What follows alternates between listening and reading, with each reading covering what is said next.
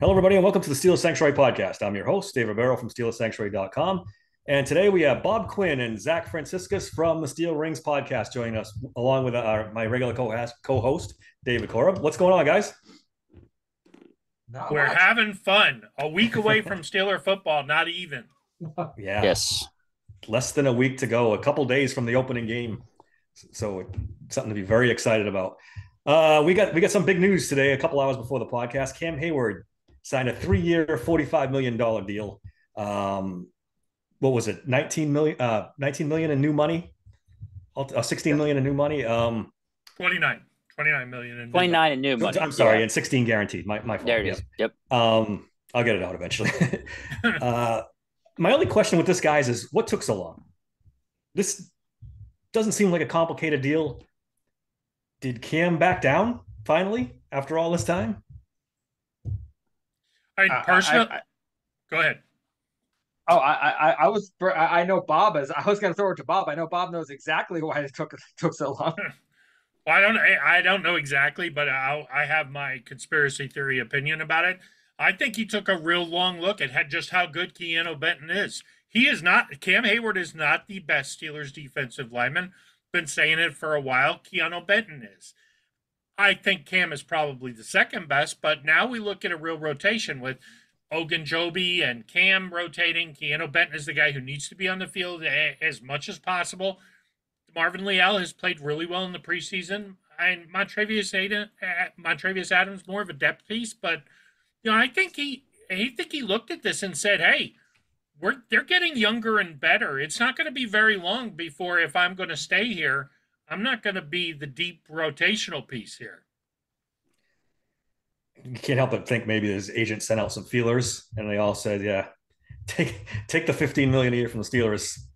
Dude, that's a good deal. I think this deal's been on the table for a while. It's been up to him to take it or not. Yeah, I have to believe that. And then he finally just said, maybe they said take it or leave it. If the season's starting, it's now whatever. The one thing I love about it is it keeps the hammer in the Steelers' hand, because basically all he did was guarantee this year's money, which, let's face it, they weren't going to cut Cam Heyward. They're going to pay that money anyway. Yeah. So now next year they can pull a Ben, they can pull a Bettis on him and say, "Hey, you want to stay? You ain't worth 14 million, and we ain't paying it to you." Yeah. Yeah. Right. I'm sure that the part of it. A big thing that I was looking at is why the Steelers finally paid it, because I'm wondering where the thing was. And I think a big part of it is, and I mentioned this earlier on our Steel Race thing, that going into the season, everybody agreed that defensive line should be the focus of 2025. We don't have a defensive line. Where's our defensive line got? I wonder how much of an impact Cam Heyward had on getting these guys to where they were supposed to be. Last year was a rough year for Cam, 2 surgeries, wasn't on the field a lot. Maybe he was distracted. And really, he surprised me because he showed me a side of him I wasn't a big fan of during this offseason. And then dude switched it off when he got to camp, turned on the Steeler way again.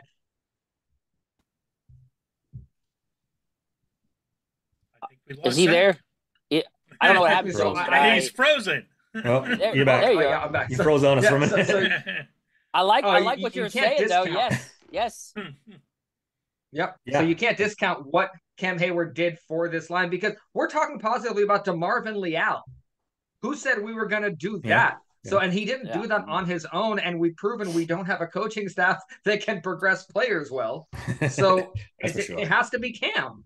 So I think he's being paid for what Patrick Peterson couldn't do, and that's be a legitimate mentor as a veteran. So I'm okay with that if that's what he does.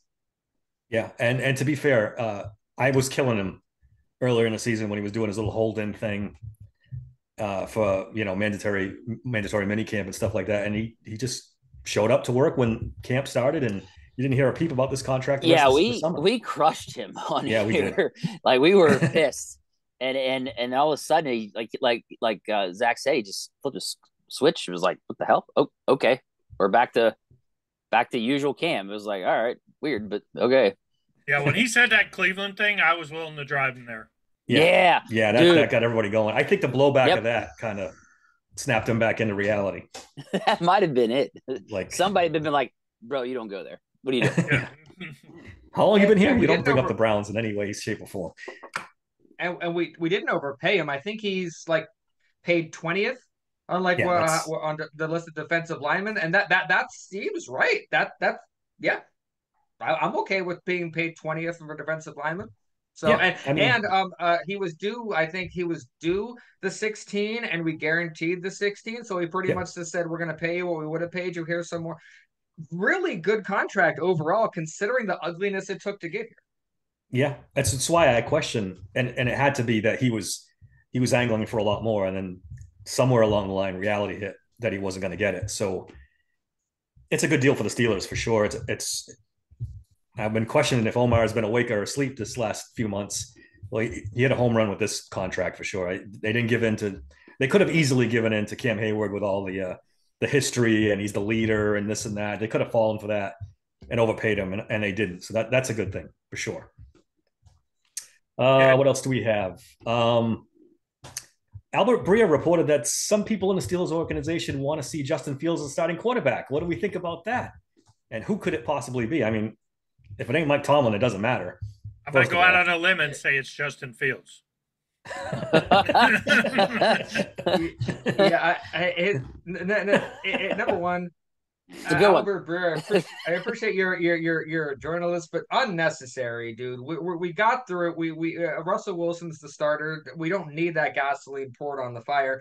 And I read the article. It was one offhanded comment and one internal sources mentioned. So that's thin. If I'm looking at that, I'm like, yeah, that probably a guy standing outside the stadium who we called over with a microphone. So that's about as much as I would trust that. Yeah, I agree. Like this is let's dare say fake news or something. I don't know. Yeah. I mean, like at this point, I'm just like, whatever, dude. I could give a shit. Like one guy or whatever. Who cares? Just stupid. Yeah, I mean, a guy like George Pickens who has a rapport with Fields. I mean, could I maybe see him saying, "Hey, I'm more comfortable with Justin Fields because I know him better"? That doesn't mean I'm down on Russell Wilson. It just means I've played more with Justin Fields in my life. I mean, it's something like that maybe getting extrapolated. Okay, I can give Burrow the benefit of the doubt if that's the case. I don't think it is. I think he was just like, hey, somebody said this around the water cooler, probably some guy who got cut, and they threw it out there. Let's see how comfortable he is. Let's see how comfortable he is whenever they get down to the 20-yard line and Justin Fields fumbles the ball away and they fucking don't do anything. Like, we'll see him on the sidelines again, throwing his temper tantrums. Like, whatever. Let's stop playing Madden here. This isn't Madden. A drastic situation happens if Russell Wilson is benched and Justin Fields is put in. I think people understand. You can't go back from that. That something happens there, and so I understand that if for all the people that you're playing armchair quarterback and they're Madden, they're switching their players around. It's fun to do that. If I've always said from the beginning, Justin Fields starts games for the Pittsburgh Steelers, it means something has gone wrong. It doesn't mean something has gone right. So I'm going to stick to that. So I don't know if Breer's cheering for it or something, but if Justin Fields takes that field, well, I mean, just to play devil's advocate for a minute here, if we get the Denver Russell Wilson, the guy we saw in the second preseason game who stands in the pocket and waits till he gets sacked, or waits till he gets sacked and then checks it down to Jaylen Warren and gets him hurt, yeah, I could see Justin Fields. He's more dynamic. He's younger. He's 24 years old. I thought Ben made an excellent point on his podcast last night when he was talking about it. Kind of regurgitated the take he had last year, but he was proven right. We didn't see Russell Wilson in the offense enough. He didn't look good in the second preseason game, but they come out, they hit a nice 3rd and 11, big play for 30 yards. He hands it up the middle. Cordarrelle Patterson goes 30 yards, and that's it. He goes to the bench. Look, Sean McVay doesn't play his starters. I get it. He's an offensive genius. When did the Steelers become offensive geniuses? Because I need to see those guys on the field more. Yeah, there's no Sean McVays in this building. I can promise you that. Another thing too is don't forget the whole 51% of playing time for Justin Fields nets the Bears a 4th round pick instead of a 6th. Yeah, That's something to keep in the back of your Like- mind as well. Like I hate to say that, but that is a jump from 6th to 4th. So I think I could see that playing a thing in this too, unless injuries. Of course, if injuries happen, they happen. But if not, the Steelers might be trying to, one, get away with only a 6th rounder, and two, using that as kind of a advantage in negotiations with him next year if they want to bring him back. yeah. I could say if it was Colbert, I would absolutely believe that's going on. Right. I don't know that Omar necessarily cares much about that. If I'm Omar Khan, by the way, I am so pissed at this coaching staff that it's beyond belief. You can't play my offensive lineman I drafted in the first round in the right place. I signed Justin Fields, and yeah, we signed Russell Wilson because Mike Tomlin wanted him, and he was cheap. And hey, he's a heck of a lot better than what we had last year. But if I'm Omar Khan and I'm looking at this, I'm going to give you weapons. Why? I'm going to give you anything at this point. Why? I think there's a real power struggle that's going to happen here, and I think it's going to come to a head. And Art may say Mike Tomlin is his prerogative, but I think Omar's going to get to the point where it's going to be me or it's going to be him. that's interesting because go ahead, Zach. Oh, I was going to say, let's be very, very honest. That might be exactly what this franchise needs. Agreed. A power struggle where someone could actually go up against Tomlin and have a chance. Because if Tomlin is the issue, with a lot of us are seeing that he is at least part of the issue, if not a large amount of it, then the ugliness, the up and downs, the nastiness, the losing, all of that is sometimes necessary for a franchise to kind of get reborn to what it needs to be for the next era. And we haven't done that. I mean, the end of the Ben thing really fucked us up for a while. In my opinion, we're still recovering from that. Yep. So I'm not seeing that as a bad thing. I am one of the few Steeler fans. I'm willing to go through a few really bad, ugly seasons if it means we can get back to what we used to be. A lot of people aren't, though. It's the only way we got Ben Roethlisberger. We had a losing record, and that helped us get Ben Roethlisberger. But Boom. Mike Tomlin's not willing to do that. That's the problem. Mike Tomlin is not willing to do that. And this is much like the Mitch Trubisky year. He made his mind up day one when he acquired Trubisky and when he acquired Russell Wilson. That's my starter. It was never going to change. Yeah. Unless, Russell Wilson's arm fell off. Russell Wilson was always going to be the starter on this team. And to your point, Zach, I think Mike Tomlin was the number one driving force in that Deontay Johnson trade. I think he loves Dante Jackson. He wanted Dante Jackson. He had to have him. And for whatever the fallout it was, I don't think Mike Tomlin cares who his wide receivers are. I think he wants to – I've said this on the pod a lot of times. I think he wants to win a Super Bowl on defense. I think he wants to be the reason this team wins. I think the ego is a little bit out of check and to the detriment of the team sometimes, especially on offense. He thinks he can win a Rams-Patriots from a couple of years ago. Yes, and he's not Bill Belichick. I'm sorry. He's just not. The one clip that I think of when you say that is I think it was Timmons was running off the field after James Harrison's return, and he said, "Oh, we got a touchdown." And Mike Tomlin turns and says to him how many touchdown returns his Tampa Bay defense got, and says, "You still got to catch up." In my head, I'm like, "What? What? That's your response to your player saying that in a Super Bowl?" I understand you want to motivate him, but god damn. When I watch the Americans game again, that part always makes me cringe. I'm like, because he's all excited, and then you can see the player you can see his spirit deflate. You can see him try to pick himself back up. He's like, "Oh, okay, coach, I'll get you another one." And like that, so good. Well, that's a great comment. You took me right back to that. Yeah, Timmons didn't get him one.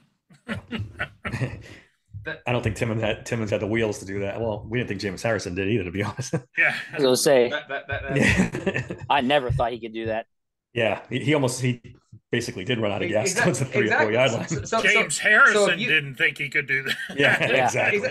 So you're a coach that just watched a player that nobody thought could do it, who has a history of, proving everybody wrong, do one of the most incredible plays in the Super Bowl, and you're thinking about what you did in the Super Bowl last time. Exactly. That kind of encapsulates Mike Tomlin to me. It does. Honestly, that a little flip in my head, switch in my head, just kind of flipped. I'm like, I just connected those dots. So, wow, that's upsetting. One more bit of news before we get to, we're going to do some predictions here. Depth chart came out. I don't know if there's a lot in here. Dan Moore left tackle, Broderick Jones right tackle. I mean, some people were surprised Beanie Bishop was slot corner one. I mean, who was the other option? Me? I don't understand. I can't figure that at all. There's no one left. So this made a lot of news, and I'm surprised it did. And Mike Tomlin's told us what he thinks about depth charts to begin with. He doesn't like them. He doesn't like doing them. And B, I didn't really see. I don't know. Did you guys see anything that surprised you? I didn't really. Calvin Austin, wide receiver 3. I mean, the only reason I'm not just literally screaming and ranting and raving about Dan Moore is because I do think Fautanu is potentially not ready to go from a health standpoint. If Fautanu is ready to go, and he is trying very hard to be, according to all reports, and when Mike Tomlin comes out today and says, "Oh, I'm not even sure if Broderick Jones will play." If my first round draft pick, who I traded up to get, isn't better than Dan Moore, somebody's got to get fired. Pat Meyer's got to go. Mike Tomlin's got to go. Omar Khan's got to go. Andy Weidl's got to go. Somebody's got to go if I traded up and then he can't beat out Dan Moore. Bottom line is, he is better than Dan Moore. We've all seen the tape from the one game he played on the left side. He's better. Quit playing around. This is remnants of the Matt Canada assistants who should not have been retained. Yeah, I mean, I've been screaming about the offensive line coach for 2 years now on our podcast. I don't know what he brings to the table. We didn't like the hire in the first place. Yeah, he's never had an offensive line ranked higher than 18th. Right. Show me one offensive lineman who's improved under his reign as a Steelers offensive line coach. None. They've all gotten worse. Wait a minute, I got one. I got one. Kevin Dotson. He was better after he left. Right after he got traded. Yeah, after he left. Yeah. That's and a lot of times you look back and you see the Steelers teams that got better and improved and progressed. Look at the veterans and look at the leaders on those teams and credit them with that, because this coaching staff has proved that when they don't have those players, they can't develop players. And that's a dangerous problem, because if you're relying on your players to develop other players, that's I hear what Dave has to say because I cut him off. I cut Dave off by accident. Oh, no, I was just saying that we didn't want Pat Meyer hired in the first place. We knew that was a guy hired specifically because he was one of the only ones that would work with Matt Canada. Yeah. Because as soon as the one guy took off to go help coach Oregon, and then the interim guy did really well towards the end there, but he left. He went somewhere else, and it was like, how could you not? You had a chance to coach on a Steelers coach staff, and you took off. So then they had to go get Frischman, the wide receivers coach, because he had worked with Canada before. Then they went and got Pat Meyer because I believe either he worked with Canada before or just was willing to take the job. One of the two. And it was just like, dude, this is a bad sign that these are the only people that want to work with the Steelers and work with Matt Canada. And then sure enough, he's garbage. So it's just like, dude, I was over this a long time ago, me and Dave both. So, agreed. Somebody needs fired if this is the route we're going with this. And it should be Pat Meyer. It's going to be him if this goes to hell again. Well, the one thing I want... Yeah. 2 years, I think. Oh. Well, when Mike Munchak's name came up when Arthur Smith got the job, because they have a close relationship, initially I thought, this is great. We're going to bring Munchak back. The fact that either Tomlin said he couldn't come back or Munchak refused to come back, I think says a lot about Mike Tomlin. He did not want to be on that staff. Munchak's a Hall of Fame player. He's a Hall of Fame type offensive line coach. The fact that he didn't want to come back and coach with Mike Tomlin again, that speaks volumes to me. Yep. Yeah, he doesn't want any big names on this coaching staff. That's clear. No, that's very clear. I'm curious. One thing I haven't seen that I kind of expected to see more of is, considering how apoplectic we are and a lot of the media are about the offensive line, I expected to see more former Steeler offensive linemen come out and kind of give examples of why this is going bad. The few people I've seen, like Essex and all that, chime in, seem to be defending the organization's choices or explaining, well, here's why it's actually going well. Here, like the Fatano, I think it was Essex or so, talked about Fatano's first game was like, well, he was playing really well before he got injured. And I went back and I watched it and I didn't No, he wasn't. see. I'm curious on why you guys think that I expected more legitimate expertise. Here's what's going on. And instead, I'm kind of feeling they're shielding the franchise. Yeah. Yeah, it's strange. Couldn't even tell you. Essex has been critical of the team in other areas, but the offensive line, maybe it's just that he's an offensive lineman and he doesn't want to criticize his fellow offensive lineman because he's taken some shots at the team in other areas.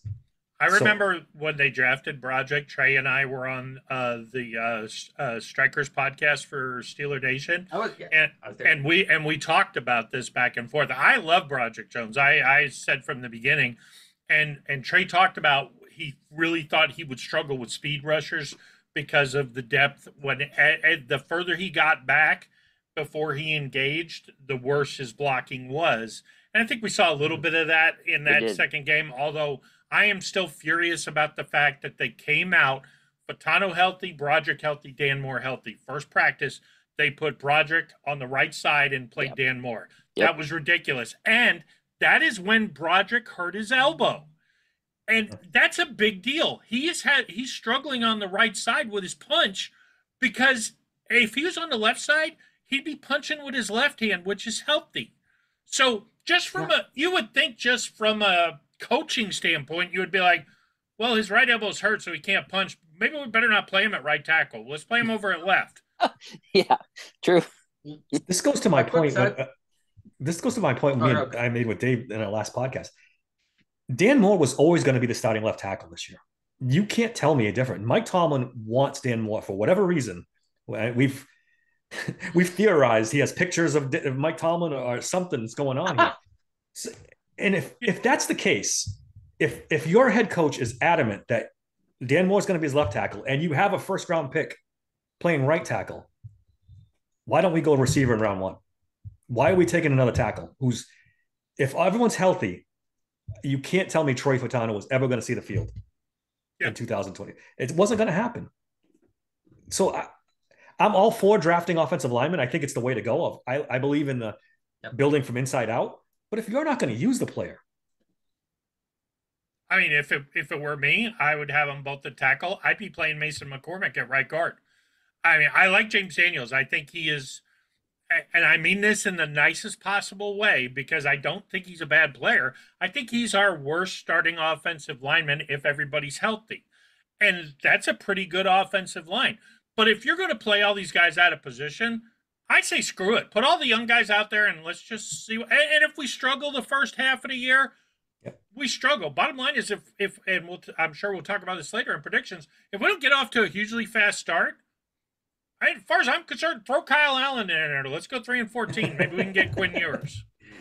And what's really scaring me here is coming into this season, I was hoping one thing the Steelers were going to finally put behind them is the consistent rewarding of bad behavior, and that's the struggling to finally make it to non-losing seasons at the end of it, and players like Dan Moore and drafting Artie Burns, and there's certain rewarding bad behavior seems to get people rehired. And what I'm worried about is the injuries and the Russell Wilson's age and all of that. There's going to be so many excuses made this year. They're going to be like, we don't know or not. We got to try again. And I don't like that because that's what happened with Canada. Every year they made excuses. They're like, oh, well, this. Oh, well, it was Ben's last year. Oh, it was this. We need to try Matt. Oh, well, and even with Kenny Pickett. Oh, well, Kenny Pickett and Matt Canada was a rookie. Let's try again. Yeah. Bad behavior being rewarded, and it's creeping back in again. And if that is true, I'm going to get back to I'm welcoming the carnage and the awfulness and the low years because I want that back to get to where we are. And Zach wants to watch the world burn. Exactly. If we all do. Keeps going I think we all do. In this, Mike Tomlin not only will not, but should not be a part of the Steelers' future if this is how such a beautifully set up season is going to be done. Because so many unnecessary black marks on this season already, and I don't like it. I forget who said it, but I was listening today. I think it was Dan Patrick. I might be wrong. Um, but they were talking about this whole losing season argument that's out there. Nick Sirianni went to a Super Bowl, made the AFC or NFC playoffs last year, and barring a Super Bowl victory, I think there's a very good chance he gets fired at the end of this year. Doug Peterson, actually, it was Paul Zeiss who made the point. Sorry, I was listening to him and Starkey today.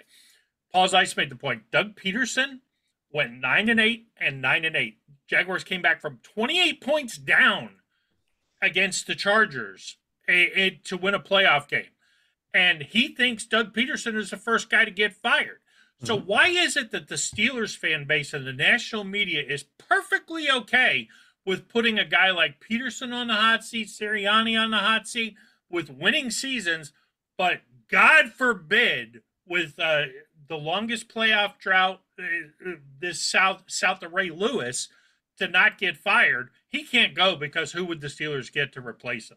Yeah, he's irreplaceable in a lot of people's eyes. It's that whole Tomlin magic that his talk, his aura. He has people conned.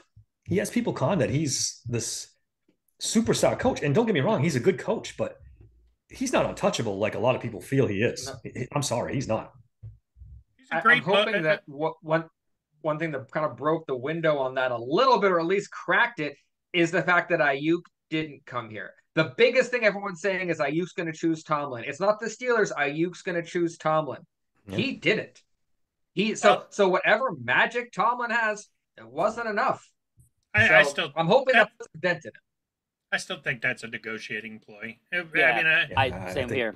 I think he used the Steelers in every way, shape, or form to get the 49ers to give him near what he wanted. And as soon as they got to 30 mil per, he was like, okay, I'm just going to wait this out a little bit, see if they go any higher. And then as soon as they didn't, he was like, all right, I want to get back to practice before the season starts. I'll take your deal of 120 mil for 4 years. Yeah, I think Tomlin had a lot to do with Russell Wilson, but I don't even know how. I think Russell Wilson, the first team that was willing to promise him he could start, he was going to sign. Yeah. It had nothing to do with Mike Tomlin. That was all about, like you said, first starting job. He grabbed it. No question. They say it was love at first sight with those two, but at the same time, you're right. Whoever said, hey, Russell, you're going to be the starting quarterback. Yeah. He was taking that position, period. And there is a little bit of a Tomlin factor. He does recruit players. He likes Tomlin. Yeah, there's no doubt. But still. A lot of people like him, but that only gets you so far. It only gets you so far. As proof is they haven't won a playoff game. It only gets you so far. It gets you maybe to the playoffs, but that's it. All right, let's do our season preview. We're going to do some predictions, some over-unders, and then we're going to predict where the Steelers will fall in this season. It's a good segue because we've been talking a lot about the offensive line. I want to go through each guy. Predict for me the starting five come Sunday because there's a lot of stuff in the air. I don't know if you guys caught Jerry Dulac's little thing where he said if, say, Amalu was out for a long period of time, Fuatano would have been moved to guard. I don't know what to make of it. I mean, Dulac's hot and cold. Jerry Dulac, yeah. Sometimes he's on, sometimes he's off. Hopefully this time he's off because if they had any intentions of moving Fuatano to guard, I know Dave would have jumped off the cliff, and I might have followed him right after because he could have came to Pittsburgh with me to stand outside of Tomlin's office saying you should be fired. Dude, this position flexibility thing's gotten. I am so over this shit with the position flexibility with the O-line. I'm so over it. I look what they're doing now. We just talked about it for how long? It's giving me a headache. All right, Bob, you go first. Who's the starting five Sunday? I think it's pretty close, but I'm not sure. I'm going to qualify this as Troy Fautanu is healthy. If he's healthy, I think the pressure will be on from Omar Khan to say, if you start Dan Moore, you're going or I'm going. So this is what I hope, and then I'll say what I expect. Broderick at left, Spencer Anderson at left guard, who I don't hate, by the way. I like Spencer Anderson a lot. Zach Frazier, James Daniels, Troy Fautanu. Now, I think I think there's a real question about whether Fautanu will be healthy, and if that happens, then it's going to be Dan Moore, only because I heard the hot dog vendor can't play left tackle. So, and then just move Broderick over to the right. I don't want to see it. I hope I don't see it, but that's my prediction. Dave, what do you got? Oh, I agree with him. There's one thing that should be, but it's gonna be it's gonna be Moore. It's gonna be Spencer Anderson. It's gonna be Zach Frazier, and then it's gonna be Daniels and Broderick and Wright. Yeah. I don't agree with it, but that's what's gonna be. Zach, you agree with those two, or you have a different? Well, sort of. I'm actually coming from the perspective of Troy Fautanu will not be playing in week 1, so I just kind of took him off of my board completely for that.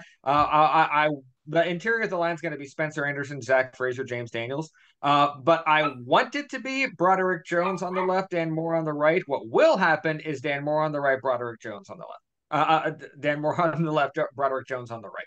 That's what will happen, and that's what will upset me and Bob. So.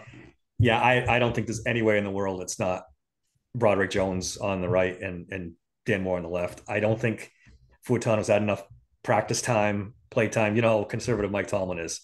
He's not sticking Fautano in there with this kind of limited reps. And we know, for whatever reason, how he feels about Dan Moore. Like it or not, Dan Moore is starting left tackle. I feel like we need to do a group prayer for Russell Wilson. You might want to. Because this Justin Fields Russell Wilson competition might be over real quick, and Justin Fields might be and at least Fields might be able to run away from the 4 guys chasing him. Yes, I mean we saw it was a dumpster fire. For whatever reason, Broderick Jones he's not getting the right tackle thing. He's just not. He's struggling. Well, I don't think you can discount that elbow because that punch is a big deal, and if you can't, and he's so big and physical. The fact that he's punching with his right hand and it's having virtually no effect, and I did see Essex talk about this. He was convinced there was a problem with his punch, and he said it's probably an injury because you see that big elbow brace on the right side. The only pushback I would have with that is he's going into the third quarter of these preseason games playing. If he was injured. I guess you can't put anything past Mike Tomlin, but it's coaching malpractice. He's played more snaps than any Steelers offensive lineman in the last 2 preseasons. Exactly. If he's hurt, what the hell's? Don't you? It's counterintuitive. Don't you not play him and let it heal? You don't play him into the third quarter. But honestly, what other choice did they have? Because Dylan Cook got hurt. I mean, they had practice squad Spencer guys. Anderson could play right tackle, I guess. He's played right tackle in the past. I would rather see Spencer Anderson at right, Mason McCormick at the guard, and Broderick at left than I would want to see Dan Moore on the field. Yep. And this is the dysfunction we were talking about. If you look at it from a medical perspective, we thought we got all the bad stuff out when we removed the Matt Canada, but the patient is still pretty sick. So apparently it wasn't just the Matt Canada. So we got to go back in and we got to take something else out. Yeah, exactly. Apparently Matt Canada brought some other stuff in with him. Yep. Meyer. Yep. All right. I think we all feel, even though we might not like it, that Broderick Jones is going to play right tackle. Who gets the most starts at right tackle? Is it going to be Broderick Jones? Is it going to be Troy Fautanu, or a mystery guest that we don't know yet? Maybe Spencer Anderson. I think Fautanu, without question, because and let's face it, even when he was hurt, from depth chart wise, and yes, Tomlin doesn't update his depth chart, blah blah blah. But bottom line is, Fautanu has that spot. They only got 3 tackles, so if I'm on top of the depth chart and I'm healthy, I don't think Fautanu, if he does miss this week, I think he'll be back next week. So yeah, I expect Fautanu will probably get 12 to 15 starts at right tackle. So go ahead, Dave. I was going to say, I think this is going to be a 2-for-1 deal. And what I mean by that is that Dan Moore is going to get Russell Wilson killed. So we're going to get Broderick at left, and that's why Fautanu is going to be playing right tackle more, because Russell Wilson's gone, and now Justin Fields is out there, and they've seen enough of Moore, finally. So that's what's going to happen. All right, Zach, you want to weigh in on this one? Oh, that was great. Oh my God. I say it's going to be Troy Fautanu. I have him at 14 starts. I have him missing the first 2, and then I'm allowing 1 margin of error for injury later on. So 14. Wow. I'm in complete disagreement with you guys. I think it's Broderick. I think it's Broderick Jones. I think it's Broderick Jones and Dan Moore, ride or die. Hey, we zig, you zag. I like it. Good. Yeah. Mike Tomlin is not going to change unless there's an injury. I mean, we have 2 full seasons of evidence of Dan Moore. I mean, if Mike Tomlin's not convinced by now, three, right? 3. If he's not convinced he's a bad left tackle by now, I don't see that day coming. He's the worst, not just left tackle. He is the worst graded starting tackle in the NFL by Pro Football Focus over his career. Yep. It'd be like if you hired somebody to run a store, and every single day for 5 years they walked in and they set the store on fire, and you're like, "Why do you hire him?" It's like, "Oh, well, he's been there for 5 years. He still sets the store on fire." It makes 0 sense, but I'm here convinced, we are. Yeah, I'm convinced Tomlin's ego is all over this Dan Moore thing. They drafted him in the 4th round. Colbert went away. He wants to show that him and Colbert were smart and did this. I think he's lost a lot of control of the draft. He's involved. I'm not saying he's not, but I think Weidl drives the bus. Omar lets him drive the bus, which is great. But I think they've told Tomlin, "Hey, go sit down. We'll let you know when it's your turn." I'll tell you what, I think he's right, because if you look at the way they've drafted, it's been drastically different since Weidl and we'll say Kahn have both gotten there. I think he's right. I think that they may have told Tomlin, "Hey, buddy, chill. We'll handle this." Yeah, see, I don't. Well, okay. Last 2 drafts, right? Which one do you think Tomlin was just, "That's my guy, we're taking"? That's a good point. I mean, can you pick one? Because I can't. I can. Joey Porter Jr. Yeah. Well, Yep. That to me though was an obvious value pick though.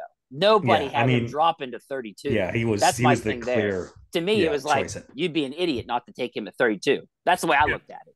I think that's the only reason they got him. I think Tomlin wanted him at where they picked Project. I'm sure he was like, "Hey guys, could I please have Joey Porter Jr. at 32?" I could see that. I need more convincing for me to believe that Mike Tomlin isn't ruling every single decision that goes through that organization. The big thing though is they took a lot of guys with injured histories. That's the thing that was different for the Steelers. That's definitely a Peyton Wilson, Corey Trice, Darnell Washington. There's probably more. Like I just off the top of my head, that's 3 right there that normally they wouldn't take with that kind of injury. Roderick. Oh, there you go. Had an injury. Yep. Rodgers another one. Oh, Fotano had an injury, didn't he? Yeah, Fotano had a knee injury or something. Yeah. So that's now what? We're up to 5 guys that Peyton Wilson. Oh yeah, I said him. He's the poster child for it. But he's the poster child. But that's like 4 or 5 guys that usually they wouldn't take. So that to me is why I agree with Bob that they definitely might have taken over the draft thing completely and told him, "Okay, like you're good." And that, all right. Maybe you guys are right. I hope. Go ahead, I might explain a little bit about what's going on here, because if Mike Tomlin has that ego we're talking about, and he was proud of the draft and all that, and they took it away from him, this might be like the death rattle that's going on. That he's like, "You took that away from me? Fine. Look what I do to the offensive line. You can't take that from me. Look what I'm doing. You can't touch wide receiver. Look." And because he lost control of that, he's doubling down on control in other places, and worried that they're going to take that from him. So that would kind of explain the idiocy behind some of the choices that we've seen lately, because maybe it's purely ego, emotionally driven from a guy that in his youth wasn't. So that will explain that to me. Hey, I'm all for it. For those who don't know, Arthur Smith's family is ridiculously rich. So he doesn't need to coach in the NFL. He's set for life. He wants to coach in the NFL. He's a pretty good coach. But I would love it if he would walk out at a press conference if we get this ridiculous moving chair, musical chairs on the offensive line. I'd love for him to walk out at a press conference 3rd week in and go, "You know what? I'm not calling the shots. This ain't my offense, and I'm not going to go down with the ship." That would make my day. It would make my year, to be honest with you. All right. I had written in preparation to this podcast, one of the questions was, would Cam Hayward be a Steeler in 2025? And that went up in smoke. So I'm going to switch it up a little bit. With 4 days away from the season starting, is Pat Freiermuth going to be a Steeler in 2025? We thought this was should have been a done deal in April. May an extension for Pat Freiermuth. And here we are, days away from the season and still no extension. And if he gets to free agency, by the way, it's over. Could forget about it. He's gone. It's over. because he's going to have a good season. I think we can all agree on that, right? And in this offense, he's going to have a good season. If He stays should healthy, have a good season. if he stays healthy, Yeah. that's a big That is a big if with Pat. Now, I mean, personally, I've been saying I think they should try to, before the season starts, get him for $9 to $12 million a year. Give him a 3-year, 36, 18 guaranteed.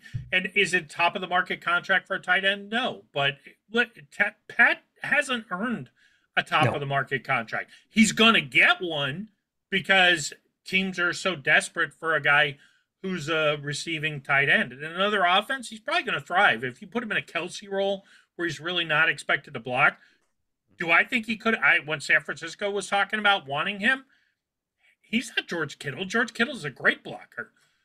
No, Pat is not exactly. a good blocker. He needs to go to a very specific offense to succeed. So, do I think he'll be in 2025? I hope he is, but I'm not going to burn the house down if he's not. You can't. I can't ignore the fact that Freiermuth, while he hasn't become what we expected him to be, he also had to play in a Matt Canada offense for 3.5 years, and had no idea how to use him. Didn't use the middle of the field. So I think we Cam's contract freed up, I think, $9 million for us this year. So I think everything's pointing to Pat Freiermuth having a big year. And I think he's always had the potential to break out when he is healthy. I blame the Matt Canada of it. So he should be there for 2025. He better be. Dave, what do you think? No, he's gone. You think he's gone? He's gone. Here's why. Look, so unless they sign him before the season starts, if something happens the next week, bar some miracle, hey, maybe it happens. I don't know. But yeah, I think he's gone because I think that they are going to make him the focal point besides Pickens of the offense. His price tag is going to skyrocket if he has a big year, which I think he is going to have a big year. I really do. And which is good for us, but going to suck next year when he leaves. I think he's going to take off to like Philly or wherever who needs a tight end. And he's going to be gone. They're going to offer him big money and we're going to lose him. And this has happened to the Steelers how many times? Guys have a big year because they didn't sign him and they leave. So I just think he's going to be one of those guys that does that. Yeah, this is the ultimate buy low scenario, but is Pat Freiermuth not interested in being sold low? Maybe he doesn't want to sign a contract. Maybe he believes in himself. There you go. He's told the Steelers to pound sand. I'm going to wait till after 2024 and come back and talk to me. It's completely possible. Now, you know what? There is one thing though, just to use the words, play devil's advocate here. The Steelers are going to have, I think I estimated $75 million in cap space. Is that right, guys? 75 or 80 million, like I believe. That next year. I think it's even higher. Half the team's in free agency. So. Obviously, we're not paying it to Ayuk, so it's got to go to somebody. So there's a chance that maybe they do keep him, but it's going to be a big cost. I'll put it that way. So that is one thing in the back of my head is they do have a lot of free cap space next season. So, maybe they do. Maybe. They could franchise him too. True. They could, but I don't know what that number is, but probably a little on the expensive side. Oh, maybe not for tight end. Maybe not. For a tight end, probably not. But I think in my let the world burn mindset, when I think about all that money, the first thing I thought was, ooh, that's a good way to start a rebuild. That was the first thing in my head. I'm like, okay, if everything goes to shit, if both quarterbacks bottom out, let's find a rookie one. Look at all the people we have. Let's start over. That's a good chunk of money to start with. So I don't want it to happen. Listen, I want a Super Bowl. I hope we win all the Super Bowls. If it doesn't happen, like I said, that's a nice chunk. Not saying. And right? The tight end franchise tag this year is $12,693,000. So, I mean, I figure around 13 million-ish next year. Yeah. Which, hey, Pat, prove it to us one more year, and we'll give you a big contract. Yeah. I would pay that for him for one season, especially in an Arthur Smith offense that the focal point's tight end. Yeah. So he has fun again because he hasn't had really. He had fun in a little bit, and I like a Freiermuth who has fun. So let's get him back to that. All right, let's make a few predictions here. Who's the second leading receiver on this team? I think we all know George Pickens. Barring something very, very bad, is going to be the leading. Yeah, if you haven't picked him in fantasy, pick him. Yeah. Who's number two? Dave, you go first this time. Who do you think is going to be the second leading receiver? Calvin Austin the third. That's funny. Wow. That's funny, Dave. So here's my thing. They haven't really been using him a lot preseason. So he hasn't been doing much. So I as a part of me, that's deep down inside praying that, they're going to hopefully find a way to unleash this guy. I might start calling him Mighty Mouse. But anyways, utilize his speed. Hopefully Russell Wilson throws bombs to him. And I'm hoping that's what they do. And if they do that, then I think that you could see him be the second leading receiver in yards, right? That's what this is for, the yards? Yeah, for yards, yeah. That's why I think you could see him be the second. He doesn't have much to beat, let's put it that way. But, I just don't see anybody else having that many yards. He's the only one that can go deep and has shown that he can do it. But another thing to cling to is if Matt Canada just didn't know how to utilize the kid. So yeah. I don't know, but I haven't been impressed. I can tell you that. You know that, Dave. I gave it, and I was just like, yeah, he's been garbage. So but I'm clinging that Russell Wilson and some way Arthur Smith somehow find a way to use him. That's what I'm hoping. Van Jefferson's easily the guy you could pick, but I don't think he's that guy for the long bombs. You know what I'm saying? Like the deep. I just don't see it, but I do with CA3. So I'm just going to be different and go with CA3. All right. Zach, who do you got? There's dark horses, but Calvin Austin's like picking the stable owner's greyhound to win. Yeah. Goodness gracious. I have Pat Freiermuth. If it has to be a wide receiver, it's Van Jefferson. But you can take whoever you want. Yeah, if you want to take a tight end. Oh yeah, Freiermuth. I didn't know that. I'd like to retract. Listen, I mean, the second leading wide receiver on the Steelers last year was Jaylen Warren by a country mile. So. I thought we were just strictly wide receivers. No, I'm sorry. I should have specified. Yeah, you can go any position you want. Well, now I feel like a moron. So, yeah. No, sorry. Yeah, I'm definitely going Freiermuth then. Sorry, right. I thought you made just wide receiver. No, I'm sorry. Anyways, I should have specified. Yeah, I was just like, wait, what the hell? We could go. I didn't know we could go anywhere we wanted. Right, even wide receivers, I don't know if I'd do Calvin Austin, Dave, but I might begrudgingly go. Oh, that was great. Jefferson. But, all right. Bob, who you got? I definitely pick Pat as my second guy. If I had to go wide receiver, though, I would go Roman Wilson. He's the tallest member of the Steelers Lollipop Guild because everybody on the team is apparently 5'10" or less. So I do think ultimately he is the Steelers' number 2 wide receiver. I think Pat in the Arthur Smith offense, and I'm totally okay with this. Pickens number 1, Freiermuth number 2. Kansas City seemed to have done all right with Tyreek Hill and Travis Kelce. So yeah, I'm okay with that. But I do think Roman Wilson will come along. Probably won't see him for a month, but when he does get on the field, I don't think it'll take him very long to be the guy. Calvin Austin is probably the most misused player in Steelers history. When he came on the field, one of two things was happening, and if you're on defense, you do it. If he goes in motion, it's a jet sweep. If he doesn't, he's running deep. Wasn't that hard to figure out what they were going to do? Right. It's either all streaks or jet sweep when he was on the field. So predictable. It was bad. So bad. Yeah. And that rhymed, Bob. So that was nice. It's easy for the defense to remember. Yeah. He meant to do that. Yes, absolutely. I think we're going to do a clean sweep. I think it's Pat Freiermuth as well. I just don't see. I mean, yeah. I guess I can't. I don't know. Jefferson could get enough targets because he's the only other wide receiver. But, I guess he could pull it off. But I'm gonna go Freiermuth too. I think. All right, what do we got next? Yeah. All right, who's going to lead the team in touchdowns this season? Ooh, that's a good one. Total running and receiving combined. Ooh, combined. Yeah, it's total touchdowns. Who's going to have the most? I think it'll be Jaylen Warren. Yep.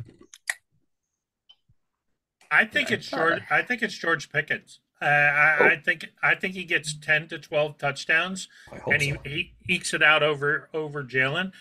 And I'll tell you why. Because assuming Russell Wilson stays in the job for at least half the season, Russell Wilson doesn't do a lot of things great at this point in his career, but he is an exceptional red zone quarterback. He might still be one of the best red zone quarterbacks in the NFL. And he throws for touchdowns. He threw 20 of his 27 touchdowns last season were thrown inside the 10-yard line. I think he knows how to use a tall receiver like he did with Cortland Sutton. I think Pat will get some, but I think Pickens will be his weapon of choice once they get down close to the goal line. 10 to 12 in this economy. All right. Yes. I like it. I like it. Might be the only 10 to 12 touchdowns we score. Good point.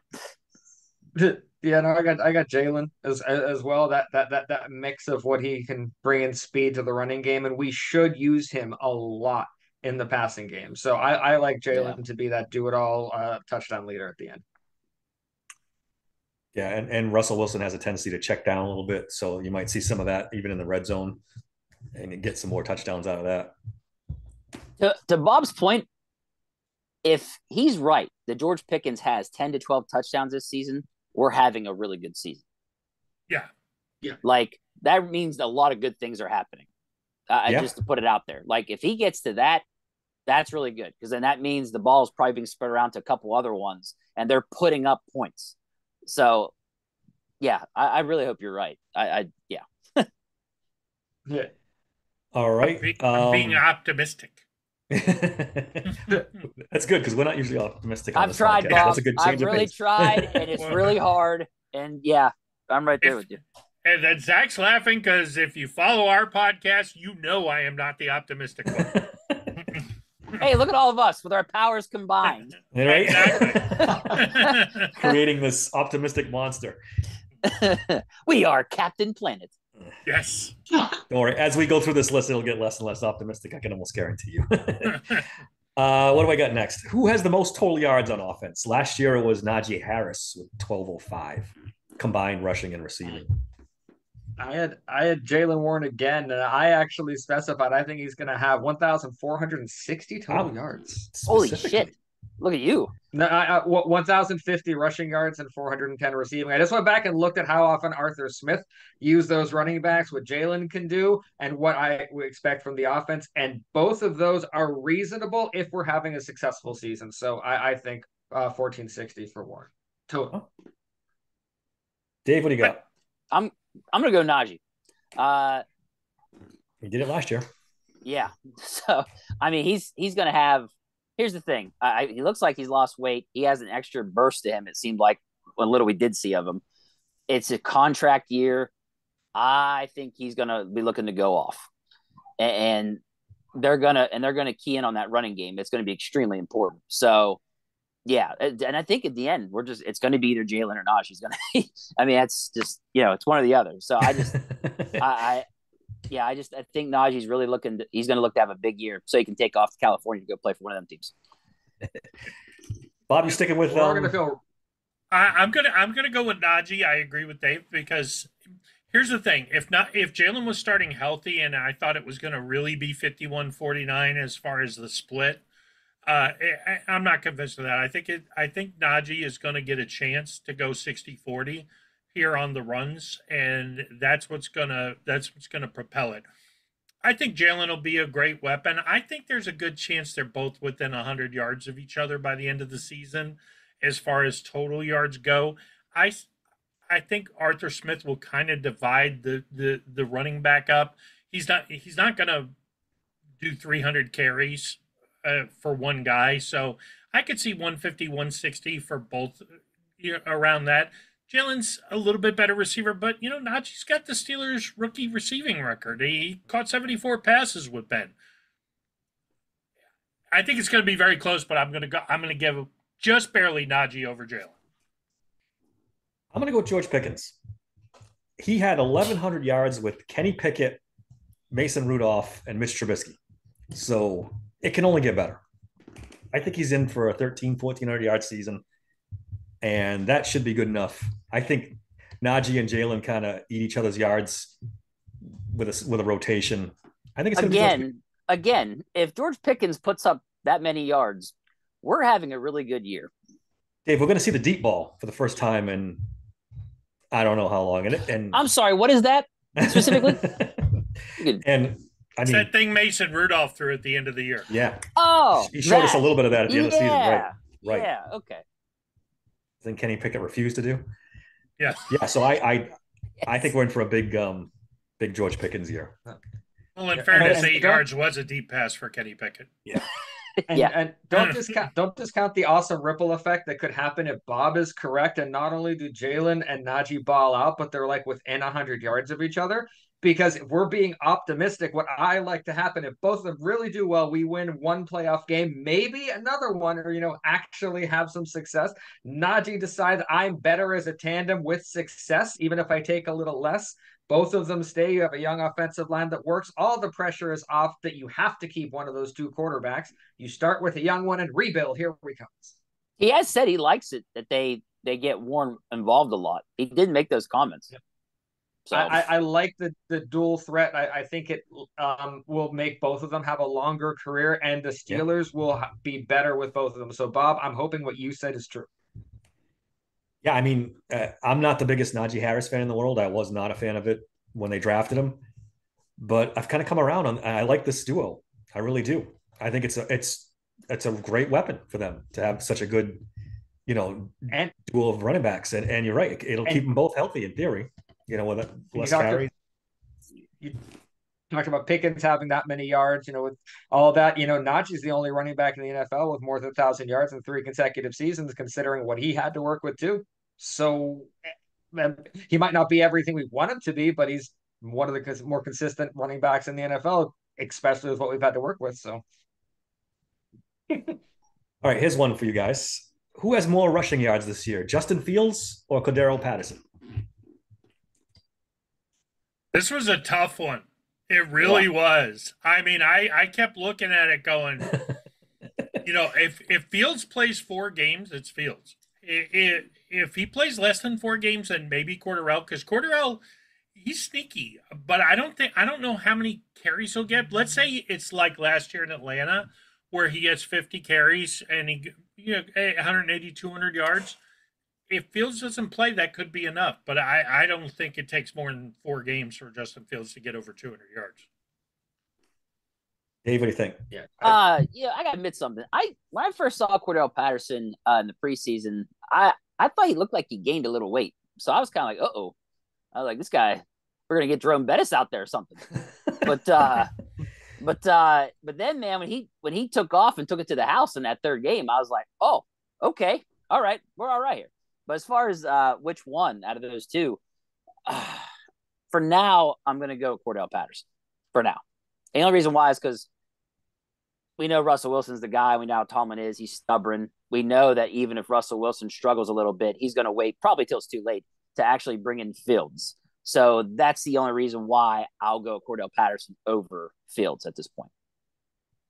Zach, what do you think? Dave, that run he just mentioned is why I'm saying Cordarrelle Patterson, because I talked about it on the podcast. I had literally no faith, and I said it right before that the preseason finale. I'm like, I have no faith in Cordarrelle Patterson to be a consistent 3rd running back that we have. And then he apparently watched the podcast, heard me, and took off running, because that run alone convinced me that he should absolutely outgain Justin Fields on the ground.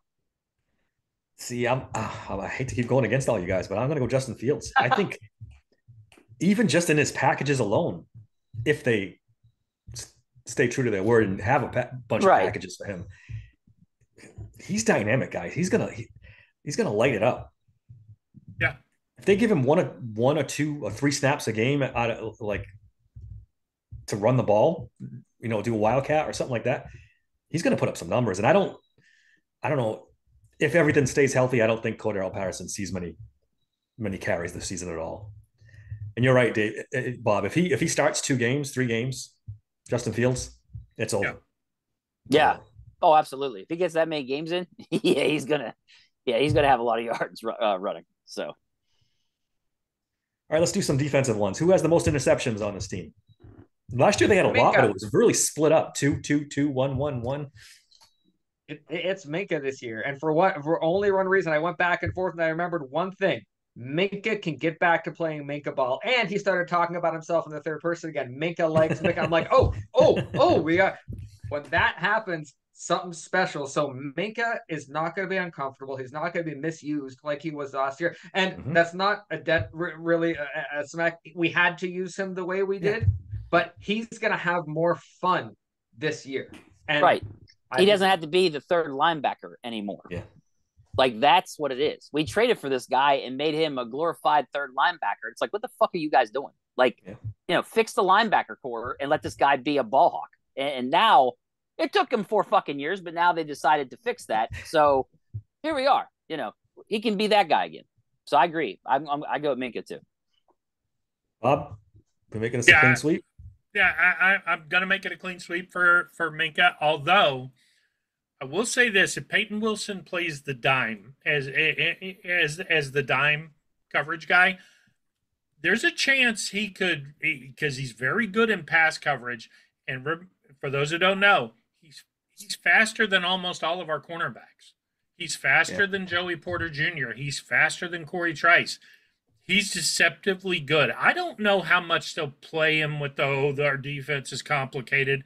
And yes, when Dick LeBeau was our coordinator, our defense was complicated. It ain't complicated under Terrell Austin. So, yeah, I would like to see simple. Minkah. Yeah, I would like to see Minkah do it, but I wouldn't. If I had to pick a dark horse, somebody not named Minkah, I'd pick Peyton Wilson. Yeah, I'm going to go with you guys. It's going to be Minkah. I think it's going to be Minkah by a few. I think he's going to be the clear leader come the end of the season. All right. This one's interesting for me. Who has more sacks? Nick Herbig or Keanu Benton? I have Nick on this, and not by a lot. I have Herbig, and this might be wishful thinking. I have Herbig with 8 and Benton with 6. Well, I think that's a solid number. Like I that sounds right to me. So I'm saying I'm going to go with Nick as well. I think it's going to be a true rotation, guys. I think he's earned that right. Oh yeah, yes. I with a true rotation, he's always disruptive. Like every time you see him out there, he does something. So I agree. I'm going with Nick over Ben. I'm also going Nick, but it was very close. Zach has 8 and 6. I had 7 for Herbig, and I think I agree with Benton getting 6. Benton could possibly get more, but it's so hard in the middle of the 3-4 to get those sacks. Benton is really good with pressure, but I think he gets a lot of pressure that pushes them into the arms of TJ and Herbig and Alex. Helps the edge rushers get the sacks, basically. Yeah, you're right. I'm gonna go Keanu Benton. I feel like I'm on an island with these picks. I'm always the detractor from you guys.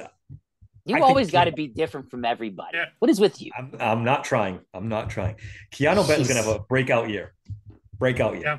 8 to 9 sacks, I'm predicting, and that will be 8 to 9.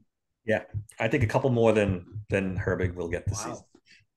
If Keanu Benton gets 8 to 9, then I've been on record predicting 60 sacks because I think the front seven is the best front seven we've had in a decade, and if he gets that number, we might start looking at 65, 70. Yeah, dude. Like, holy shit! If he's doing that good, we're. Yeah. We've talked about it on this podcast. This could be an elite defense. It can be. Yes. If they stay healthy, and Mike Tomlin stays out of the way and doesn't do any stupid coaching. That's not happening. But this could be an elite defense. Well, I asked Zach and Leanne on our podcast. I want to ask you guys. Okay, so everybody romanticizes Mike Hilton as that nickel corner who came off the edge. He was a great blitzer, and I'm not saying he wasn't. But he was terrible in coverage. Mm-hmm. Was. And people think Bingy Bishop, they remind him of Mike Hilton.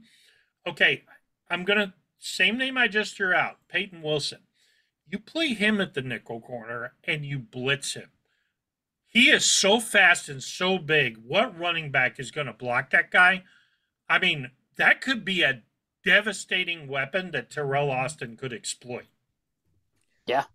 I agree with everything you said, but I don't see them taking that kind of risk. It's too much out of the box for these two for an Austin Tomlin coach defense. I think. Yeah. I would be surprised. I would love it, And, but I'd be surprised. and again, he's bigger and faster than Beanie Bishop, and I think he's better in coverage by a mile. Yeah, I mean, he's definitely bigger and faster. That's the one caveat with this defense is the nickel corner. I mean, it's an issue. I don't care what anybody says.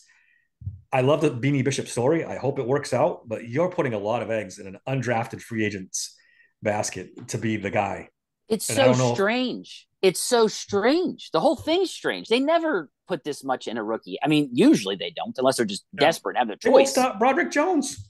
But they have more faith in him than they had in Joey Porter. Yes, there you go. That's my point. Like, it was like they loved this guy from the very beginning. Like, I'm a WU fan, so of course I'm happy. But at the same time, I'm going, this is kind of weird. Like, what are we doing here? So, but, and then you think, okay, he's doing that good. But then all of a sudden, they're hardly using him at all in preseason. And they got other guys getting more work with the first teams. And you're like, okay, so maybe he's not doing that well. Now all of a sudden they cut the other dude, and now he is the starting nickel. It's just strange. I don't know. I don't get it. Let me say personally, after that first preseason game, when I heard that Bishop didn't do well, I went and I rewatched every single snap he took in that game. He was a detriment, not only just in coverage, in blitzing and positioning. He couldn't find the gaps in the line. He didn't know where he was. He was awful in that game. So what I'm hoping is, and we've talked about it on the Steel City Rings, is maybe if Corey Trice is doing as well as we think, for those specific situations, moving Corey Trice to the outside and Dante Jackson to the inside in that nickel role, just in those specific things. I think Bob was the one who originally said that. But we're going to have to be creative because Beanie Bishop, I can't see him making the kind of jump we need to that he deserves this spot. I watched. He was terrible. So that really, really worries me that he's still there. And they just didn't find a guy to take his spot. They just didn't have one. Well, here's where I think lazy coaching comes in, especially on the defensive side of the ball. I think they have the guy to take his spot. It's Cam Sutton. And they are dumb enough just to go half the season with Beanie Bishop getting toasted and hope that they can be just close enough so when Cam Sutton comes back, looks like the genius Mike Tomlin move. Look at this guy pulled off the scrap heap who's now all of a sudden our savior. That makes more sense than you'll ever know. Yes. Yep. Yeah. I got it. I hope that's not it because, man, we throw the coaching malpractice thing out a lot, but that definitely is. I mean, I think Bob nailed it. That's exactly what it is. They're like, we already got our guy. We're good. We've got him. We'll get him half the season's gone, but hey, we're good. Saves us money.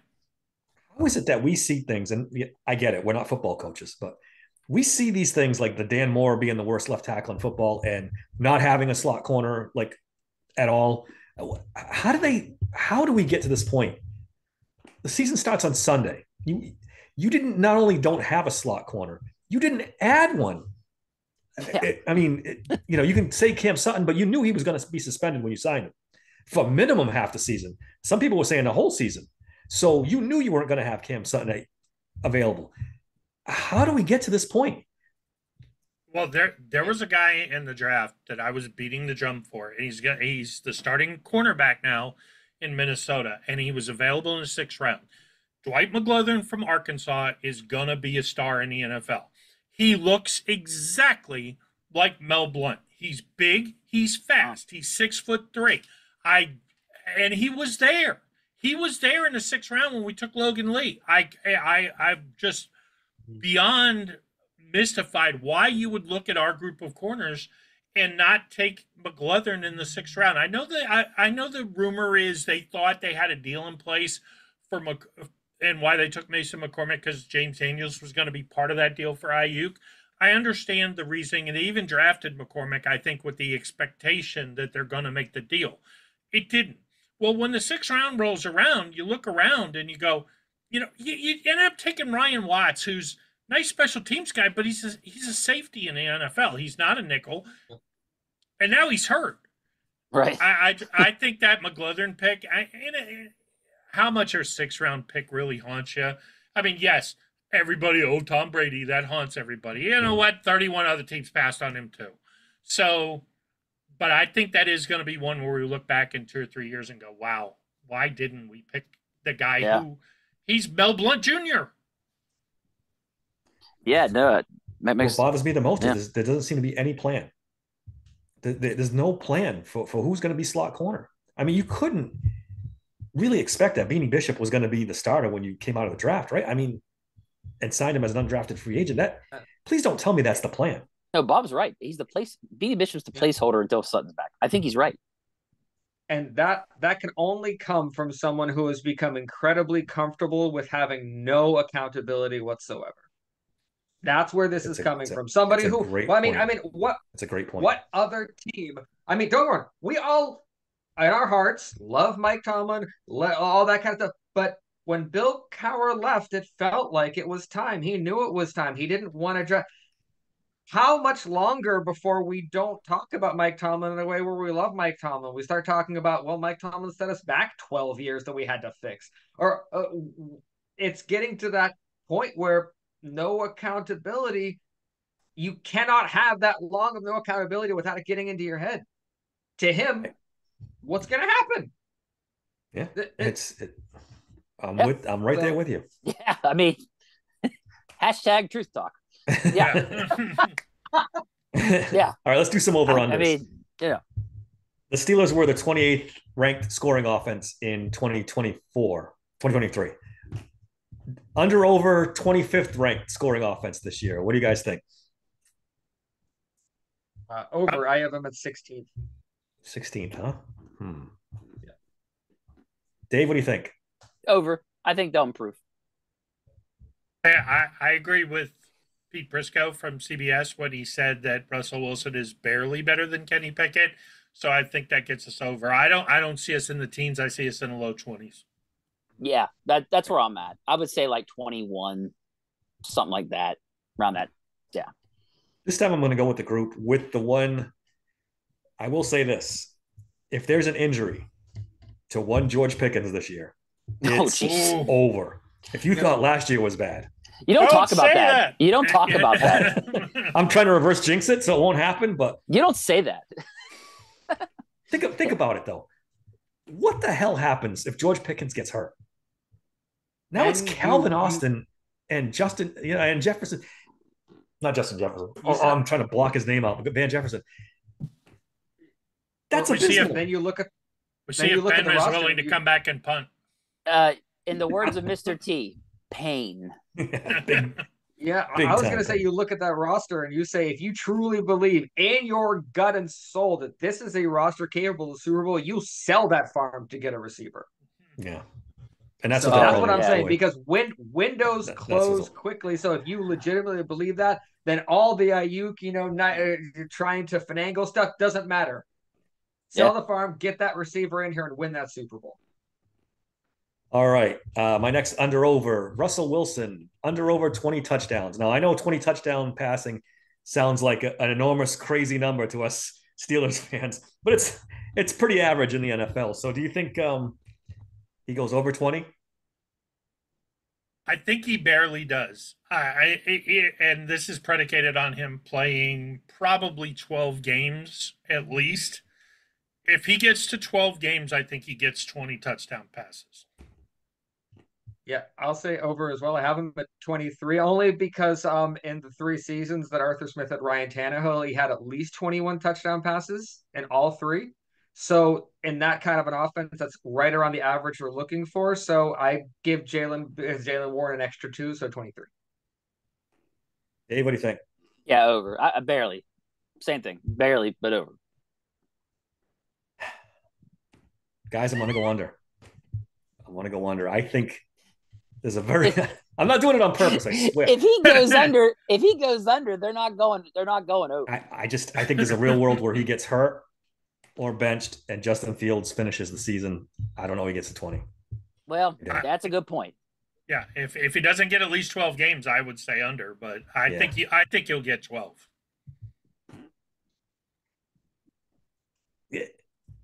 Like we talked about earlier about the offensive line, it could end up being injury and out. Yeah, if it leads to Dan Moore's benching, okay, bring it on. I'm all for under. It's a 2-for-1 deal, like I mentioned earlier. It's 2-for-1 deal. All right, yeah. All All right. right, I'm going to pause it here for a minute, guys. Dave, you got to go, right? I got 3 more minutes if you want to. All right, you want to do one more? Yeah, we'll do one more. It's fine. All right, then I'll edit this out. Sorry, guys. Where Night was shift I? worker. Yep, no Oh, worries. you're good. All right, I got. This is a funny one. Under over, Mike Tomlin wins more than 2 challenges. This is a good one. I had over, but I have a note. Literally no reason for this, pure hunch. Dave, set us out in a bang. You think he goes over? This is like trying to play the lottery. No, I don't think he does. I 1,000,000% agree. I'm with the under. Yeah, I did should've he looked this hire up. somebody to help him? Did I they don't- fire that guy? Because he sucks too. Well, Whoever they should that have is. fired him if they did. Yeah, I should have looked this up. Did he win more than 2 last year? I don't think he did. I should no. look this up. That's bad I don't think podcasting he on my did. part. So yeah, I'm going under. I don't think he wins more than 1. He's horrendous at it. I And the rant ones and rave under about this. official review do not count. Yes. Yeah, he's pretty bad. All right, Dave, you want to peace out after this one? Yeah, give me one more. One more. All right, he's hanging in. I got this one too. Under over 5 offensive line combinations this season. Over under 5. Oh yeah, you do have it on this list. Different line combinations, because Yeah, I bet we're at about 2 or 3 by week 4. So now you're just praying for no injuries. I only had us with 4. While Fatano's injured, when Fatano returns, Spencer Anderson filling in, and Mason McCormick filling in.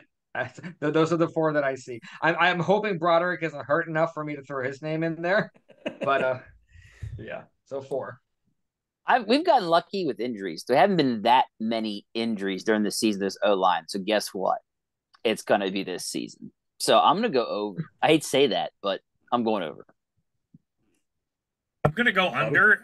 Yeah, I'm going to go under and think that with the exception of if Fatano is the only exception in bringing Isaac back, I think that they will somehow Dan Moore will trip on the way to the field on Sunday, and Broderick will get the start at left tackle. If that happens, it's definitely under. Even if he doesn't, it won't be long. So, yeah, I agree with Zach. I think 4, probably 3, maybe, if we're lucky. Can we hope that Dan Moore pulls a Chooks and says something really derogatory in front of Mike Tomlin and just gets put in whatever you want to call it, purgatory hell or whatever, Yes. and never comes back to the field again? That'd be great. Yeah, but then he reaches into his back pocket and gets those pictures that he's been holding. He Yeah. gets himself right back on the field again. He's like, remember this, fucker? Yeah. I'm going to go over, by the way. I think this line could be jumbled up. I think Mike Tomlin is going to have a good time mixing and matching, and there'll be a few injuries. And who knows when Sayamalo's back, it could be a Chinese fire drill and they could move 4 or 5 around all at once. Yeah. Who knows? This thing's been botched from the beginning, so nothing would surprise me along the offensive line. All right.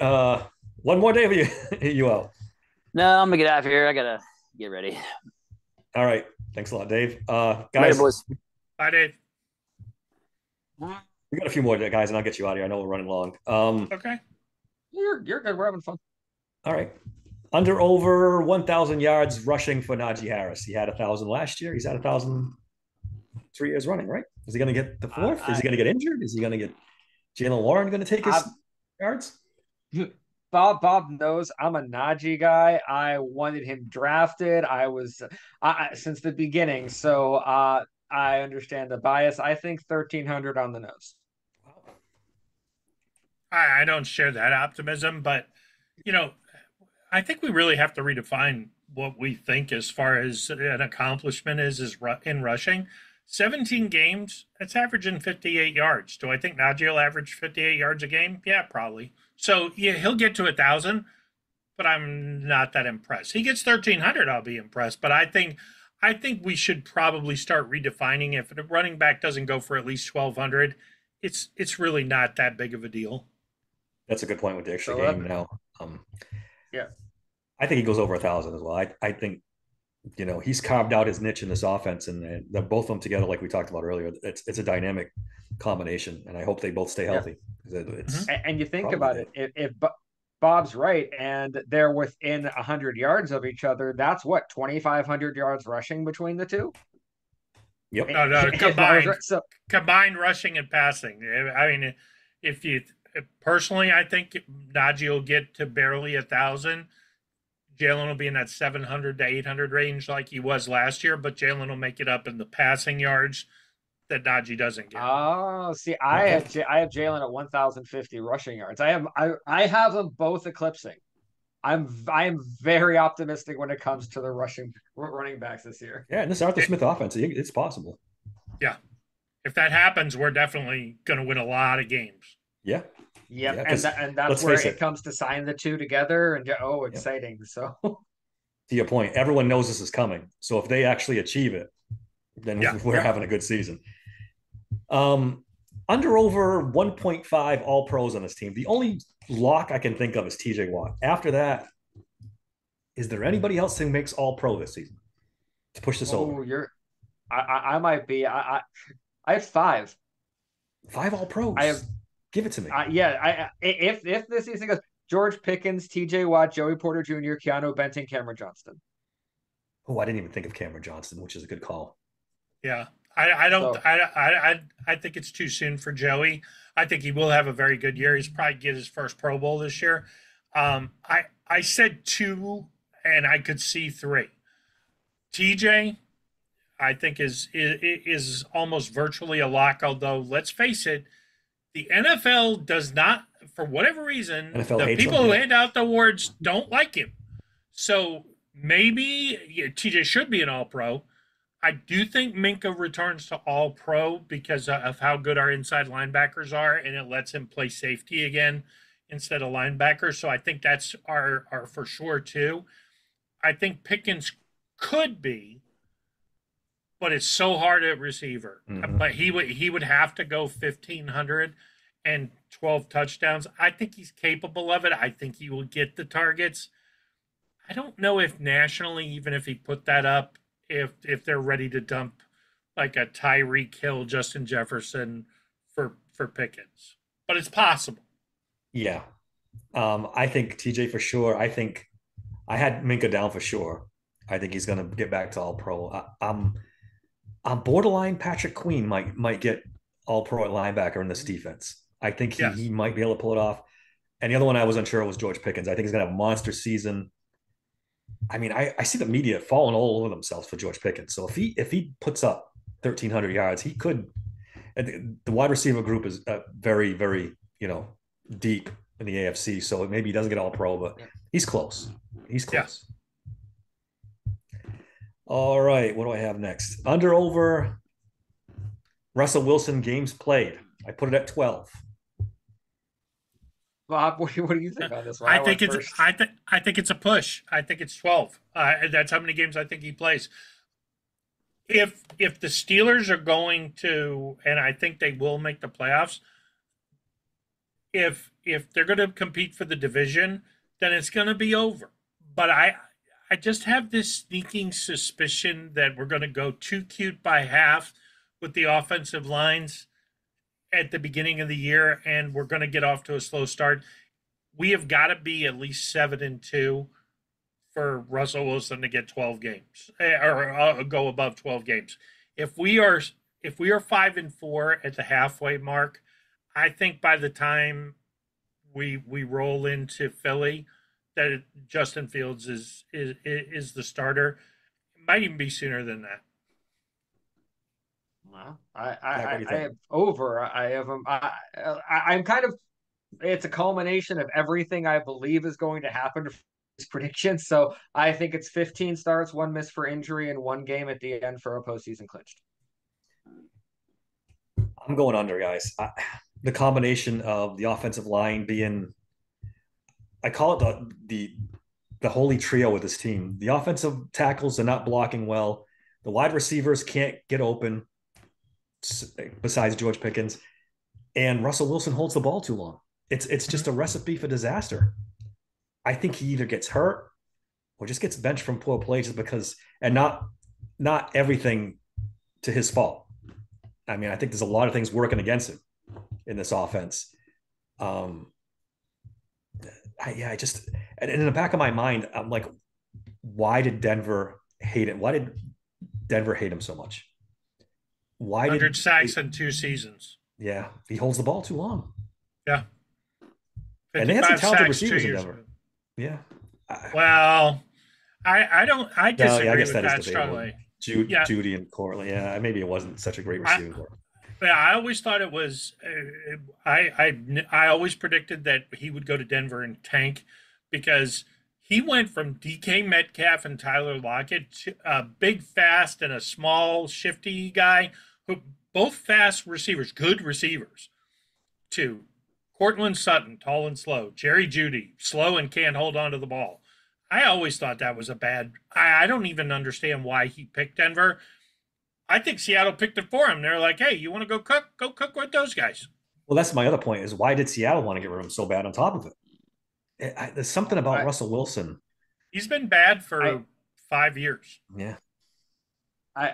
Specifically in Denver, and I've said this a lot. I think it wasn't just Russell Wilson. I think it was a culmination of a lot of things, and the biggest thing is Denver expected him to be one thing, and Russell Wilson thought he could be that thing. Russell Wilson is not the savior of a franchise. He is not a focal point franchise quarterback. He is an excellent game manager when he has a good running game and a good defense. That's when he does it. So he was brought into Denver, and all of a sudden, I think the team around him and himself and Denver convinced him, you're the savior, you're the guy, and he leaned way too hard into that because he has no idea how to do that. That I meant the own office. I need to keep my distance from people. It was all done so terribly, and then you mix in the coaching staff and the receiving core. It was a disaster waiting to happen because they tried to put a square peg in a circle hole. So it was Russell Wilson declining, absolutely, and they should have seen that. And it's also proof why not everyone is Tom Brady. Tom Brady knew what Tampa needed him to be, and was that. Russell Wilson went in and did not have the self-awareness to say, this isn't me. I'm not that guy. I think when he got to Pittsburgh, that's where you see a bit more of the comfortability. We're not asking him to save us. We're not asking him to do that. We're just asking him to not lose. That's why I'm a little more confident, and that's why I think the Denver thing went the way it did. Okay. That's a good point. All right, let's get to it. So I need the Steelers record from you guys, and will we get that elusive playoff win this season? Who wants to go first with this one?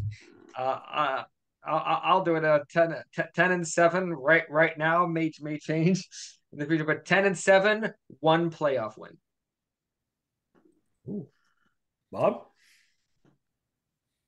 Before they started just mystifying me with their choices on the offensive line, I had them at 11-6, winning the AFC North. I think if Dan Moore starts more than 3 games at left tackle, the Steelers are a 7-10 and miss the playoffs. 7-10. If Dan Moore starts more than 3 games, so 7-10. Because unless he gets hurt, he's going to start. I could still see 11-6 with a historically good defense, which I do think our front seven is historically good. I don't feel like our secondary is. I kind of said this once before. I think Omar Khan is building. I don't think this was the year. They made it out like it's all in because of the quarterbacks and everything.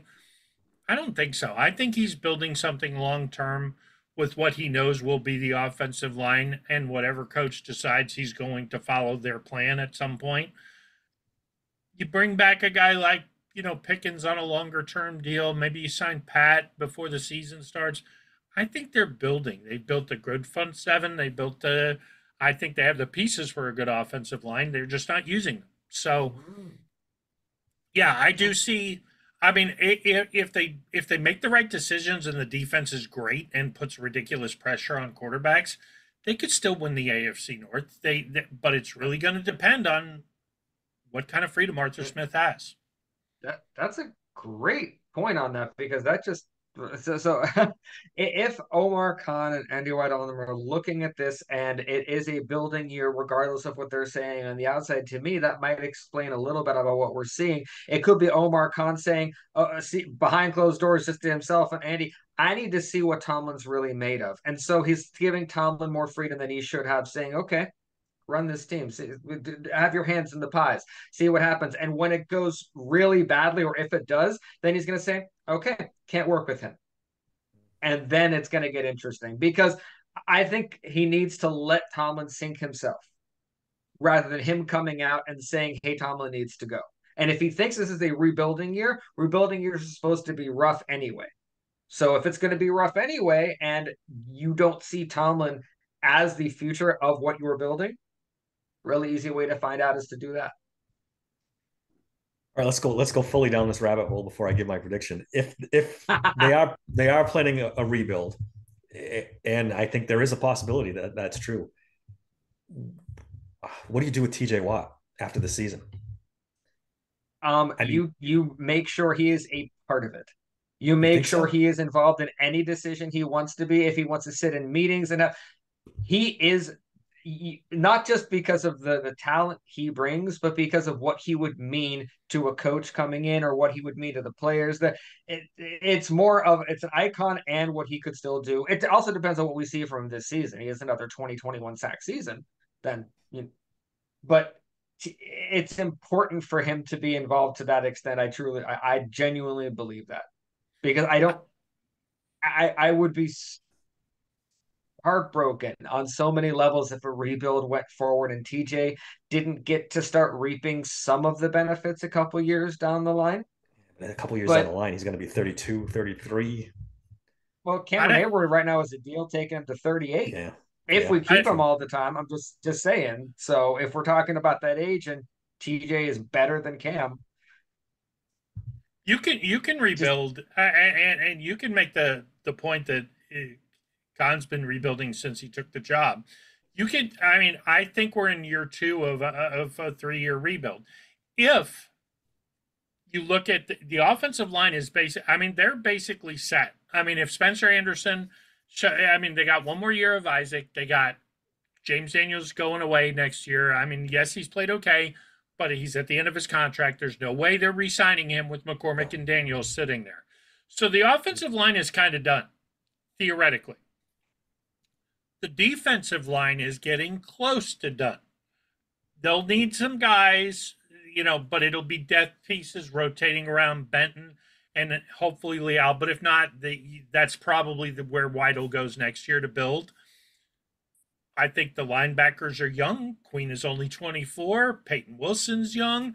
Landon Roberts, he's a little bit older, but he's not an old guy. Joey Porter is young. There are a lot of young, good pieces. So could TJ be the veteran leader? If you are saying, okay, this year we're hoping, next year we're expecting. If you're expecting next year, I've got the end of TJ Watt's prime. Yeah, I'm not getting rid of him. If it turns out a disaster and Fields isn't the guy you can maybe bring back at a good price next year and kind of lead the next stage, then yeah, if I'm starting completely over at quarterback, I think as much as I would hate it, you got to trade TJ and get as much as you can for him and get like a Von Miller package for it. Yeah. Yeah, you got to get a super package for him. Yeah. And that's why the 7 and 10 that you said, Bob, worries me because to me it's one of two things: you win a playoff game and prove that you're further ahead in the rebuild than you thought, or you tank so hard you get a top 3 pick. Because what's 7 and 10? What's 7 and 10 going to get us for a rebuild? That's what worries me because I agree. If we're 6 outside and 10 of that, got us Ben. Yeah. Remember, 6 and 10 got us Ben. Really good counter. That's a good counter. Yeah, well, that was a pretty deep. That was a deep quarterback draft, but yeah. And the revolving door of pass rushers feels good because you have TJ, who's the oldest, but then you go in further and you have Alex Highsmith, who's the younger, and then you got Herbert, who just came in. So if we do trade TJ out, all you got to do is move Highsmith into the TJ spot, Herbig into the Highsmith spot, and Phil and her. It could be that wide receiver thing that we saw the Steelers do for a while that didn't really matter who we had. Someone was always there. That sounds nice, and that would take the sting out of trading someone like TJ. Although TJ wearing another jersey would feel weird. It's tough. But if my point to my question was, if this quarterback thing's a disaster and they have to draft, which they avoided at all costs doing this year, and some might argue, including myself, that they should have drafted one this year, but they brought in Fields and Wilson, then if you're starting over at quarterback, then you've wasted TJ Watt's prime years. At that point, you're 2 or 3, best case scenario, 2 seasons out. And by that time, and like to your argument, you're 7-10, 8-9, and you're not getting a quarterback unless you make a trade, get more assets, and bring in a quarterback. Well, here's where I'll give you a silver lining and why I think TJ would end up staying. Let's say that Mike Tomlin goes Mike Tomlin. We start off 5-4, and by the time the Philly game rolls around, we're under 500. Okay, which is what I think could happen. Again, I'm rooting for 11-6, but a lot of things got to go right for that. But let's say we got a losing record going into after the Philly game. Well, now I'm putting in Justin Fields for the last 4 games. And I'm saying season's lost. Whatever happens, happens. I'm kind of hoping to catch Mason Rudolph lightning in a bottle. But the difference is if I do catch Mason Rudolph lightning in a bottle with Justin Fields, he's my quarterback. I don't have to that changes everything. That changes everything. Yeah, I don't have, and that's what I'm ideally. It's not so much that we draft or get one. It's that season goes bad enough where Justin Fields proves he's the quarterback. To your point, Dave, if Russell Wilson gets killed in the first game, Matthew Judon comes off the edge and crushes him and knocks him out for 3 or 4 games, I don't think Wilson, let's say he's out for 4 weeks, I don't think he gets the job back. I think Fields would play well enough where he could keep the job. Yeah. And a lot of people have said that just what they saw from Justin Fields in training camp and in the preseason wouldn't have been possible prior to coming to Pittsburgh. So something has happened in him where he's found. We know it's not the coaching staff. So, well, no, I would argue that it is the coaching staff. I think Arthur Smith is exceptional with mobile quarterbacks. Yeah, it's a good point. Oh, okay, I like that. Okay, big. Justin Fields would be able to run if the offensive line broke down the way we thought. This offense needs that added, thing that he brings to the table. I really do. One of the things that made Tannehill so effective during his time in Tennessee with Arthur Smith was he loves the boot action. He loves to fake handoff, roll the quarterback. Think about it. Tannehill was a SEC wide receiver. I mean, he's no slouch with the ball in his hands. But he wasn't taking off with it. He was just, hey, the threat to run is I gotta come up. I'm a corner. I'm a linebacker. I've got to suck in to the potential run, and now I've got easy throws over the top. Is that if I had to suck up on Ryan Tannehill, you better fully commit 2 or 3 guys to Justin Fields. Yeah, we could be looking at Pickens running wide open on a safety. And then just Fields chucking it down the field. A.J. Brown made his name with those deep throws with Tannehill. Yep. So, yeah, I could see Justin Fields really being effective in the Arthur Smith offense. I think Russell Wilson could be too, because Wilson has a nice little rollout game. But I don't think he's the threat to run that Justin Fields. I mean, I know he's not the threat to run that Justin Fields is. I don't even think he's the threat to run that Ryan Tannehill was. I mean, it would have worked in Atlanta if Desmond Ridder or Marcus Mariota could have thrown the ball. I mean, it was there. They had a nice threat of a running game. Their quarterback situation was worse than the Steelers last year, if you can believe that. Yeah, their quarterbacks were terrible. I mean, it didn't matter who was open. They weren't getting them the ball. Guys, my prediction is 8-9. I honestly, I was flirting with 7-10. But I just think Tomlin does what Tomlin does and rallies it somehow, but I think he comes up a little short. I obviously don't think they win a playoff game this year. And I wonder what the ramifications of that with Mike Tomlin. Is that enough to put heat on him? I doubt it. He'd have to have a catastrophic it, 4-13. it would kind of show how much that non-losing has been a buffer for him. Because if that shines off of it, and then you still have, no playoff berth and all that, maybe he loses but I'm really hoping this is kind of like we're gonna give him a leash and just let him hang himself. So that's what I'm thinking, that have it, Tomlin, do what you want. Here, Pat Meyer, do what you want. We're gonna rebuild anyway, so worst cases we get Justin Fields. So it depends on. Yeah, honestly, it depends on the national media here too, because and I can hear the narrative now. They'll start blaming Russell Wilson. Oh, Russell Wilson. Oh, he wasn't very good. No more excuses. No more excuses. Russell Wilson was his guy. He wanted Russell Wilson. So if that doesn't work out, that's on you. Right. You should. I 1,000,000% agree with you, but that's not going to be the narrative. The narrative is going to be, oh, we didn't know Russell Wilson was so far gone. Oh, we all said he should have played Justin Fields. But you know who will get no blame in the decisions is Tomlin. Yeah. He's the only guy I know of who any decision he makes he isn't accountable for, because that's the only decision he could make. That's all they left him. So he's a master manipulator. I mean, he really is.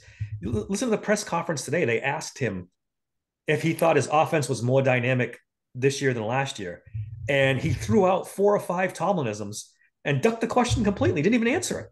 Yeah. He's like, I'm not here to make you comfortable, and then 3 more Tomlinisms, and then skipped on to the next question.